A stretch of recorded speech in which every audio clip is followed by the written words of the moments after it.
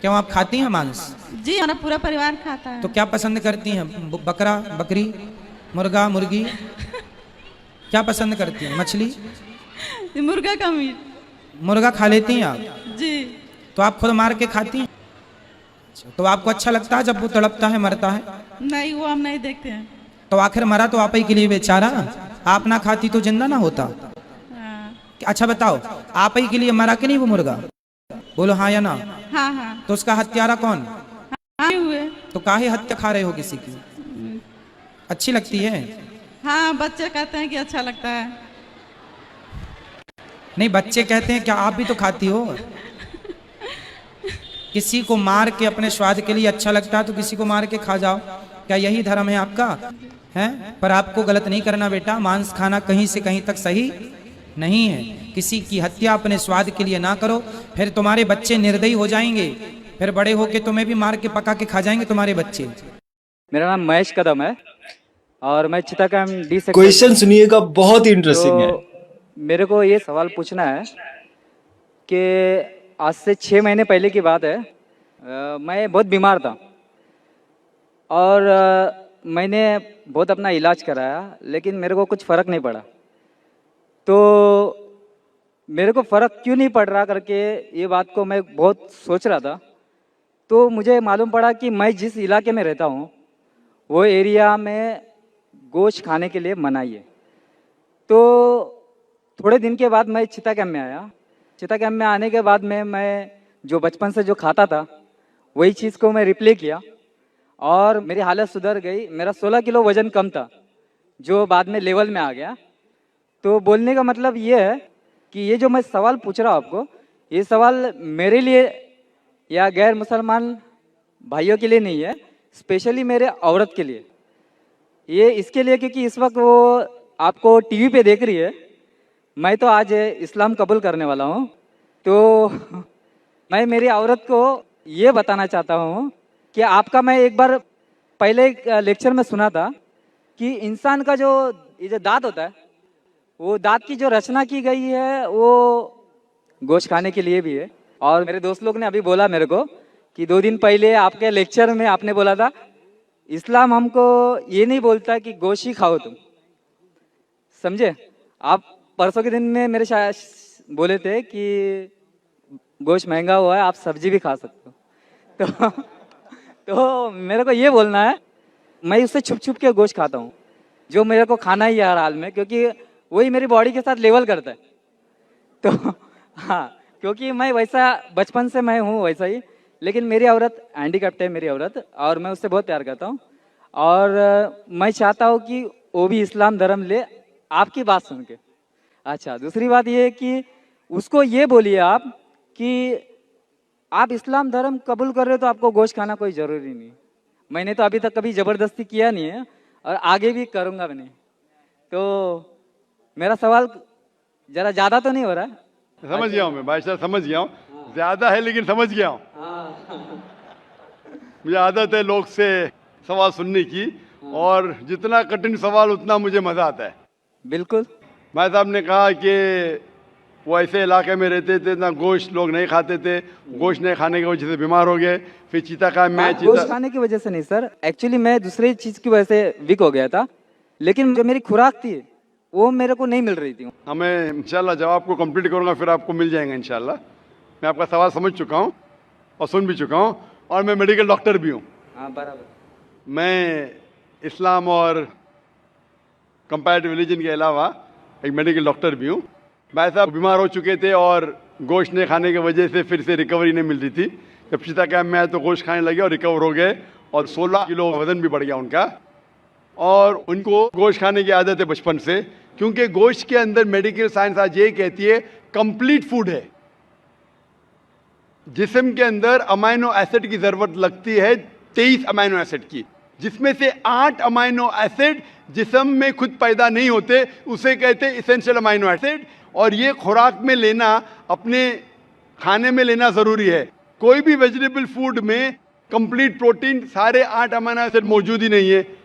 अब जब फ्लैश खाते, गोश्त खाते, इसमें 8 अमाइनो एसिड मौजूद है जो वेरी गुड प्रोटीन है।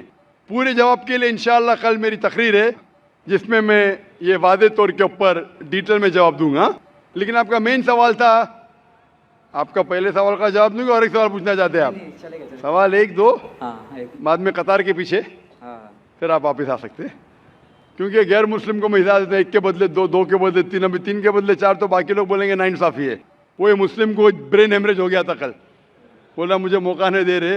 वो हमारे आगे ही थे, आपके आगे था, देखो आपको मौका मिला, उनको नहीं मिला। ब्रेन हेमरेज तो न्यूरो सर्जन को बुलाने पड़ेगा।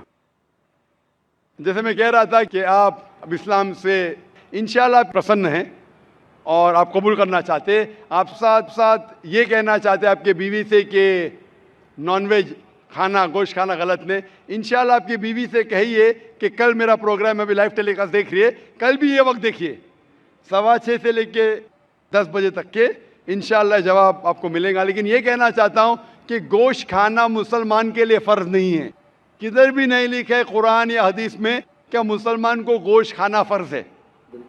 कई बार अगर आपका जिस्म गोश्त को हजम नहीं कर सकता है, कई बार कुछ लोगों में, तो उस टाइम गोश्त मत खाओ। आम तौर पे इंसान हजम कर सकता है। अगर आपको कुछ बीमारी है जिससे गोश्त की वजह से आपको तकलीफ होती है तो मत खाओ, खाना फ़र्ज नहीं है। लेकिन अक्सर आम इंसानों के लिए खाना अच्छी बात है। जो चीज़ हर इंसान के लिए गलत है, नुकसानदार है, वो हराम है। मिसाल के तौर पे शराब, शराब अक्सर इंसानों के लिए नुकसानदार है, गोश्त ऐसा नहीं है। लेकिन आपकी बीवी को अगर गोश्त पसंद नहीं है और उसे गोश्त का टेस्ट पसंद नहीं है या अच्छा नहीं लगता, वो बिल्कुल फिर भी अच्छी मुसलमान रह सकती है अगर मानती है कि खुदा एक है और बुत परस्ती नहीं करती है। मेरी औरत ये समझती है कि अगर मैं मुसलमान बनता हूँ तो मैं कंपलसरी गोश्त खाऊंगा और उसको भी खिलाऊंगा। तो वो आप अपने तरीके से बताओगे तो थोड़ा फर्क पड़ेगा। भाई को डर है क्या उसकी बीवी समझती है कि अगर ये भाई मुसलमान बन गए तो उसके लिए कंपलसरी और बीवी को खिलाना भी कंपलसरी। उसके लिए भी कंपलसरी नहीं और बीवी को खिलाना कंपलसरी बिल्कुल नहीं है। और एक बात कहूंगा मैं, भाई साहब, आप ये कह सकते हैं कि मैं मुस्लिम बनूंगा, आप भी मुस्लिम बन गए तो मैं गोश्त खाना छोड़ दूंगा। अगर आपकी बीवी इस्लाम कबूल करने को राजी है आपके गोश्त नहीं खाने की वजह से, तो मैं आपसे इल्तिजा करूंगा, दरख्वास्त करूंगा कि गोश्त खाना छोड़ दो इस्लाम कबूल करने के बाद।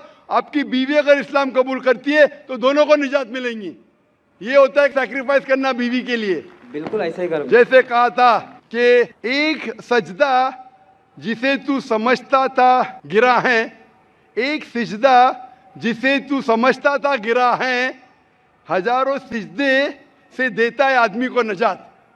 मतलब जिससे डर है आपके बीवी को कि वो इस्लाम कबूल करेंगे, कबूल कर लेंगी तो इंशाअल्लाह बाकी परेशानी से उसे निजात मिलेंगी।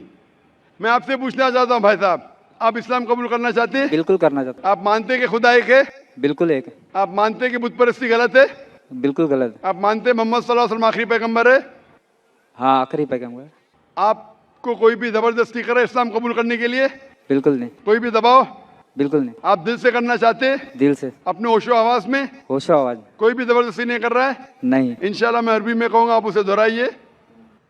अशहदु अशहदु अल्लाह अल्लाह इलाहा इलाहा इल्लल्लाह इल्लल्लाह व अशहदु व अशहदु अन्ना अन्ना मुहम्मदन मुहम्मदन अब्दुहु अब्दुहु व रसूलुहु।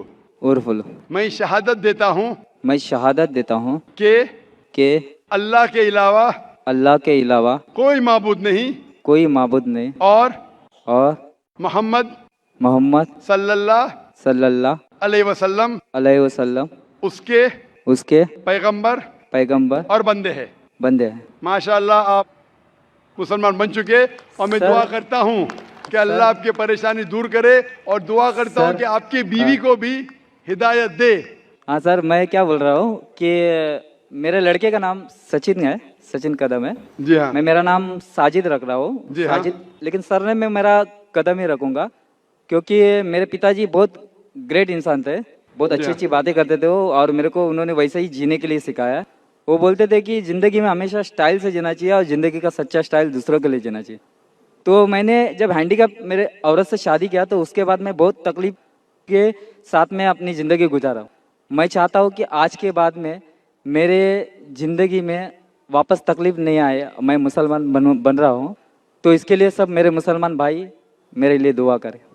इंशाल्लाह भाई साहब की दरख्वास्त है कि हम दुआ करें उनकी ज़िंदगी में तकलीफ ना आए। आपने कहा कि आपका नाम साजिद रखना चाहते हैं, अल्हम्दुलिल्लाह अच्छा नाम है। कदम आपका सरनेम कदम, आम तौर पे इस्लाम में सरनेम बदलने की इजाज़त नहीं है, क्योंकि सरनेम से पता चलता है आपके ख़ानदान के बारे में। तो आपको सरनेम वही रखना ज़रूरी है। अच्छा आप बदलना चाहे तो भी मत बदलिए। अच्छा। आप अपना नाम बदल सकते हैं लेकिन सरनेम मत बदलिए। मेरा जो लड़का है भाई साहब, भाई साहब, हाँ बोलिए भाई साहब, बाकी लोग आपके पीछे खड़े हैं हाँ जी। आप चाहते हैं आपके मुश्किल दूर हो तो दुआ करने के लिए कह रहा हूँ लोग से। आप सवाल पे सवाल करेंगे तो दुआ करने का टाइम ही नहीं देंगे ना। बराबर बराबर कि नहीं? हम दुआ करते हैं कि अल्लाह ताला आपके ज़िंदगी को आसान बनाए, लेकिन ये नहीं कहूँगा कि तकलीफ ना आए। ये कहूँगा कि जो आपके आखिरत के हक में हो, अल्लाह ताला आपको इतनी तकलीफ कभी भी नहीं देगा जो आप वो तकलीफ उठा ना सके। कुरान मजीद में अल्लाह ताला फरमाते हैं सूरह बकरा में सूरह नंबर 2 आयत नंबर 286 में कि अल्लाह सुब्हानहू व तआला कोई भी इंसान को इतनी तकलीफ नहीं देता कि वो उठा न सके। अल्लाह ताला का वादा है। फिर भी हम दुआ करते हैं, या रब हमें इतनी तकलीफ ना दे जो हम बर्दाश्त ना कर सके, क्योंकि हम अपने पैर पे कुल्हाड़ी मारते। अल्लाह ताला कभी भी कोई भी इंसान को इतनी मुश्किलात नहीं देता, इतनी तकलीफ नहीं देता जो वो उठा नहीं सकता। लेकिन इंसान खुद अपने पैर पे कुल्हाड़ी मारते, अपने आप को इतने तकलीफ में डाल देते कि उन्हें मुश्किल हो जाता है। अल्लाह ताला कभी भी कोई भी इंसान को इतनी तकलीफ नहीं देता जो वो न उठा सके। मैं अल्लाह से दुआ करूंगा कि अगर तकलीफ आपकी ज़िंदगी में है, आप इंशाअल्लाह इस तकलीफ में सफलता पाएंगे और आखिरत में आपको इसका सवाब मिलेगा।